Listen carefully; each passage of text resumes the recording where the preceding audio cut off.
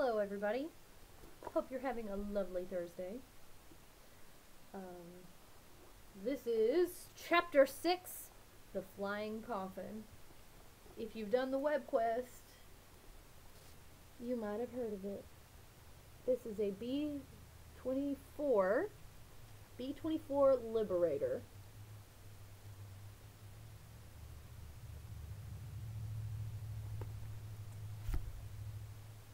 As Japanese planes dove over Oahu, some 2,000 miles west, Marines were sitting in a tent on Wake Atoll eating pancakes. The tiny atoll, a strategically critical airbase, was home to about 500 bored American servicemen, mostly Marines. Nothing interesting ever happened there, but that morning as the Marines started on their pancakes, a siren began wailing. Soon the sky was streaked with Japanese bombers, buildings were exploding, and a few startled men found themselves on the front in the Second World War. All over the Pacific that morning, the story was the same. In less than 2 hours over Pearl Harbor, Japan mauled America's Navy and killed more than 2,400 people. Almost simultaneously, it attacked Thailand, Shanghai, Malaya, the Philippines, Guam, Midway, and Wake. In one day of breathtaking violence, Japan's main onslaught had begun. In America, invasion was expected at any moment.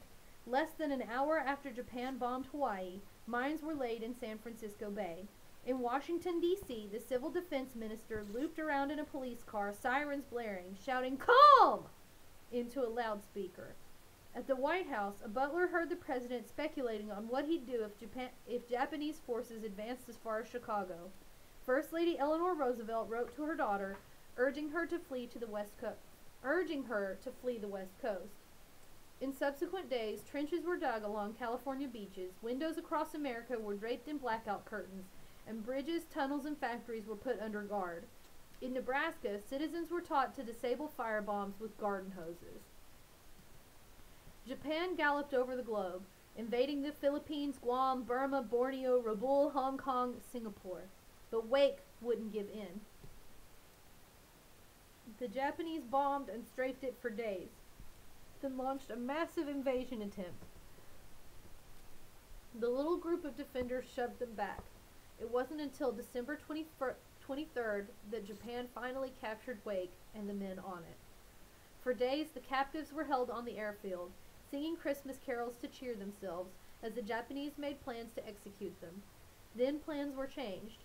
Most captives were forced onto ships bound for Japan and occupied China as prisoners of war, POWs. 98 men were kept on Wake. The Japanese enslaved them. In August 1942, Louis graduated from flight school as an officer, a second lieutenant. He drove to Torrance to say goodbye to his family before heading into his final round of training, then to war. Before he left, his family gathered on their front steps for a last photograph. Louis put his arm around his mother, who was fighting back tears. His father rode with him to the train station, crowded with uniformed young men and crying parents. Embracing his father, Louis could feel him shaking. As his train pulled away, Louis looked back. His father stood with his hand up, a wavering smile on his face. Louis wondered if he'd ever see him again. The train carried him to Ephrata, Washington, where an air base sat in a dry lake bed. The lake bed was determined to bury the base in blowing dirt, and it was succeeding. Men waded through drifts more than a foot deep. All the meals were gritty with sand, and ground crews, which had to replace 24 dirt-clogged aircraft engines in 21 days, had to spray oil on the taxiways to keep the dust down. I want to show you the picture. It says, "A last family photograph as Louis leaves to go to war." Rear, left to right, Sylvia's future husband, Harvey Flammer, Virginia, Sylvia, and Anthony Zamperini. Front, Pete, Louise, and Louis.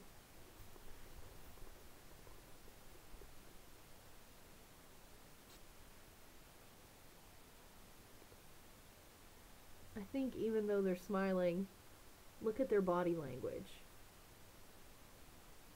They look a little stiff, don't they? Maybe even a little tense. Louis was standing in the dust, sweating, when a man walked up and introduced himself. He was Russell Allen Phillips. He would be Louis's pilot. The son of an Indiana pastor, Phillips was small, built like a fire plug. A gentle, generous-hearted young man who was so quiet he could be in a room for hours before anyone noticed him. He had one consuming passion. Back home, where everyone called him Alan, he'd met a girl from the church choir, Ceci Perry. She had a curvy figure, a buoyant disposition, a quick mind, and a family cat named Chopper. At a prom in Terre Haute, Alan kissed Ceci. He was a goner, and so was she. On a Saturday night in November 1941, when he left for the Air Corps, Phillips spent 5 last minutes with Ceci at the Indianapolis train station. When the fighting was over, he promised he'd make her his bride. In Ephrata, Louis and Phillips became best friends. Phillips floated along in Louis' chatty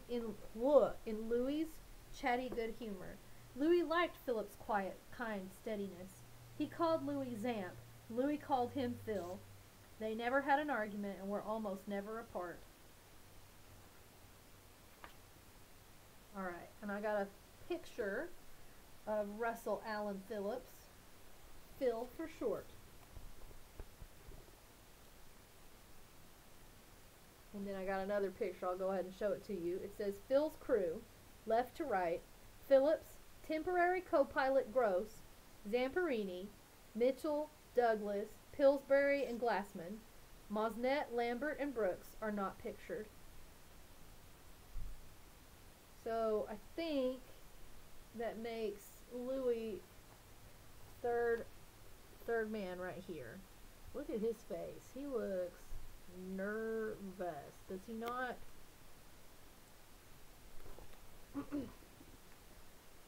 The rest of Phil's bomber crew soon assembled. The top turret gunner and engineer was Stanley Pillsbury. The other engineer was Clarence Douglas, who manned one of the 2 waist guns behind the wings. The navigator and nose gunner was Robert Mitchell. Frank Glassman was the belly gunner. Ray Lambert was the tail gunner. The radioman and the second waist gunner was Harry Brooks. The co-pilot was George Mosnet Jr. Together, they'd be crew number 8 in the 9-crew 372nd Bomb Squadron. All the men were bachelors, but Harry Brooks, like Phil, had a steady girl back home. Her name was Jeanette, and she and Harry had set their wedding date for May 8, 1943. Alright, now I have a diagram. This chapter is actually full of pictures. I have a diagram of the B-24.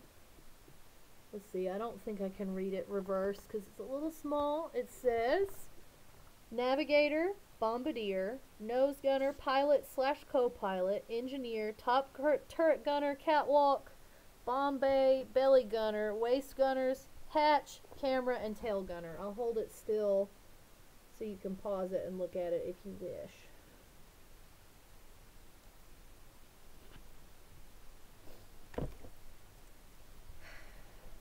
All the crew needed was a plane. Everyone was hoping to be assigned to a B-17, a handsome, fiercely armed, practically indestructible bomber. The plane no one wanted was a giant new plane, Consolidated Aircraft Corporation's B-24 Liberator. On paper, the B-24 was comparable to the B-17, but for one major edge. It could fly literally all day without refueling. To the men, though, it left much to be desired. Flat-faced and rectangular, it had looks only a nearsighted mother could love. Crews called it the Flying Brick and the Constipated Lumberer, a play on Consolidated Liberator. The cockpit was oppressively cramped. Navigating the narrow catwalk could be difficult. One slip and you'd tumble into the bomb bay, which had fragile aluminum doors that would tear away with the weight of a falling man. Hey guys, what do you think a bomb bay is? What do you think rolls out of there? So, if the doors tear off, if you fall on them, what is the danger? What can happen? Yeah. The B-24's wheels had no steering, so when taxiing, the pilot had to coax the bomber along by powering one side's engines, then the other, and working the left and right brakes one of which was usually more sensitive than the other. The taxiways were a pageant of lurching planes, all of which eventually veered into places nowhere near where their pilots intended them to go, and from which they often had to be dug with shovels. Flying the B-24, one of the world's heaviest planes, was like wrestling a bear, because pilots strong-armed the yoke, the control lever, with their left hands. They were constantly recognizable when shirtless, because the muscles on their left arms dwarfed those on their right.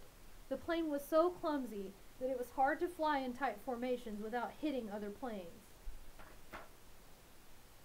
I've got another picture for you. This says, an unhappy Phil pilots his flying coffin for the first time. Courtesy of Louis.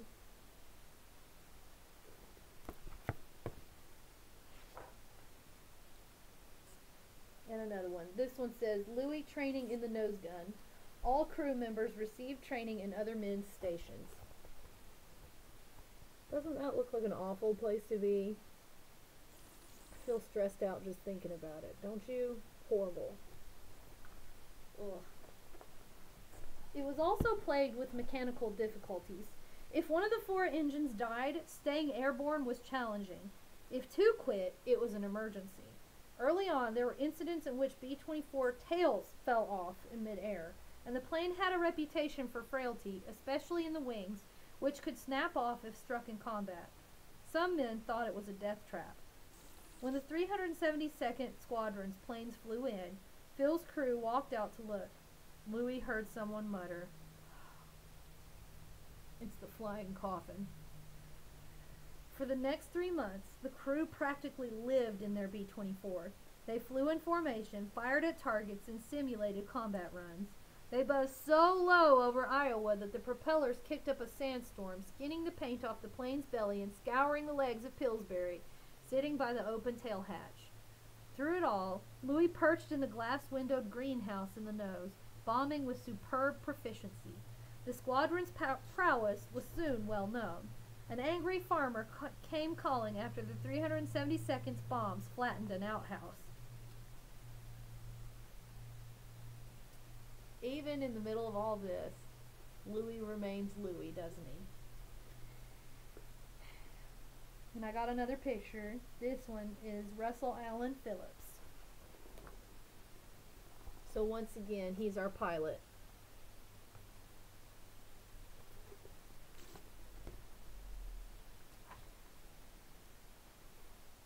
And then, training transformed Louis' crew. They worked together with seamless efficiency, and in the grim business of bombs and bullets, they were the squadron's best crew. The warmest praise would go to Phil.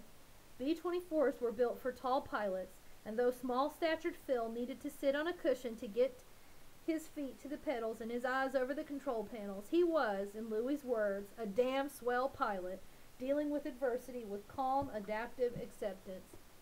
The surprise of this pliant pilot, Louis would learn, was that in a crisis, Phillips was as brave as they come. The crew's B-24 had its own personality. It oozed fuel into the bomb bay, inspiring Pillsbury's nervous habit of pacing around sniffing the air. It loved venting deafening backfires. When nearing empty, the fuel gauges sometimes reported that the plane was magically gaining fuel. But for all its quirks, the plane never failed the men. It was a noble thing, rugged and inexhaustible, and they loved it. They named it Superman. In October 1942, the men packed their bags. Training was over. They were being sent to Oahu to war. Phil was crestfallen. Ceci was about to come to see him, and they'd spoken of getting married. He'd miss her by 3 days. Before he left, Louis sent a package to his mother. In it were airmen's wings. Every morning, as she waited for her boy to return, Louise pinned the wings to her dress. Every night, she pinned them to her nightgown. On November 2nd, Superman lifted off. Land slid away, and then there was nothing but the Pacific. Its bottom was already littered with downed warplanes and the ghosts of lost airmen. Every day of this long and ferocious war, more would join them. Alright, I have one last picture for this chapter. And it says, Phil at the helm of Superman.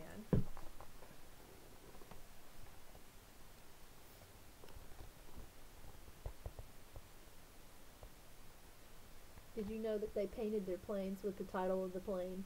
I'm sure you've probably seen these before. I think it's pretty cool that they let them do that.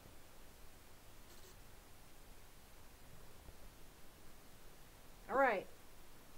See you Friday.